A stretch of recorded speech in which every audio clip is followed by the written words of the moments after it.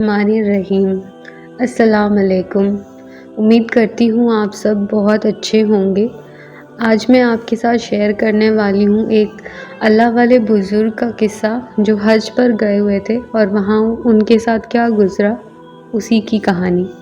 तो हुआ यूँ कि वो बुज़ुर्ग जो थे हज पर गए हुए थे और एक बार एक रास्ते से गुज़र रहे थे। उनके हाथों में एक थैला था जिसमें उन्होंने अपने सारे पैसे रखे हुए थे। तभी उनके बगल से एक चोर निकला और वो थैला छीन कर भाग गया।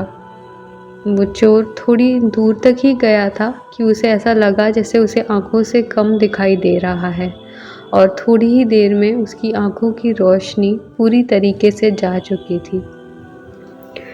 ऐसा होते देखकर चोर रोने लगा ज़ोर-ज़ोर से और भीड़ इकट्ठा हो गई। लोगों ने पूछा कि क्या बात है, क्यों रो रहे हो तुम इस तरह से? चोर ने अपना हाल बयान किया, कहा कि मैंने इस रास्ते से गुज़रते हुए एक बुज़ुर्ग का थैला छीन लिया और मुझे लगता है कि वो कोई अल्लाह का बंदा रहा होगा। मेरी आँखों की रोशनी चली गई है तब से। खुदा के लिए मुझे उसके पास ले जाओ ताकि मैं उससे माज़रत कर सकूं। सबने पूछा कि ये वाक़या कहाँ पर हुआ है, हमें बताओ ताकि हम तुम्हें वहाँ ले जाएं। तो उसने बताया कि एक नाई की दुकान थी, वहीं पर यह सब हुआ था। उस दुकान पर पहुंचने के बाद उस नाई से पूछा गया उस आदमी के बारे में कि क्या उसने ऐसे किसी बुज़ुर्ग को देखा है। तो नाई ने जवाब दिया कि मैं उन बुज़ुर्ग का पता तो नहीं जानता, पर वो इसी रास्ते से नमाज के लिए आते जाते रहते हैं। अगली नमाज के लिए भी वो ज़रूर आएंगे। सभी उस बुज़ुर्ग के इंतज़ार में बैठ गए और नमाज का वक्त हुआ, अजान हुई तो वो बुज़ुर्ग वहाँ पर तशरीफ़ लाए। तो चोर ने बुज़ुर्ग से माफ़ी मांगी, कहा कि मोहतरम मैंने आपका थैला चुरा लिया, मेरी आँखों की रोशनी चली गई है, मुझे माफ़ कर दीजिए ताकि मैं फिर से देख सकूं, मैं बहुत ही ज़्यादा शर्मिंदा हूँ। उस बुज़ुर्ग ने कहा कि बेटा मैंने तो तुम्हें पहले ही माफ़ कर दिया है।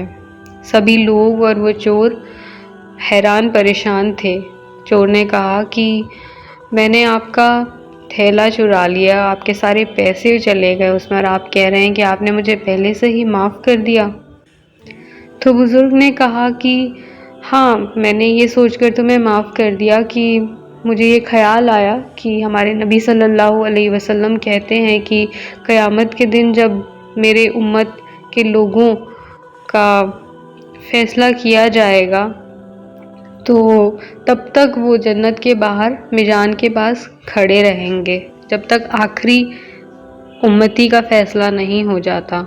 तो मैंने यही सोचा कि अगर इस चोर को माफ़ नहीं किया तो क़यामत के दिन ये मुकदमा पेश होगा और जितनी देर मेरे मुकदमे का फ़ैसला होने में लगेगी, अल्लाह मेरे नबी सल्लल्लाहु अलैहि वसल्लम को उतनी देर जन्नत से बाहर रखेंगे। इसलिए मैंने माफ़ कर दिया कि ना तो मुकदमा पेश होगा, ना ही मेरे महबूब मेरे नबी सल्लल्लाहु अलैहि वसल्लम को जन्नत में जाने में देर लगेगी, वह जल्द जन्नत में दाखिल हो जाएंगे।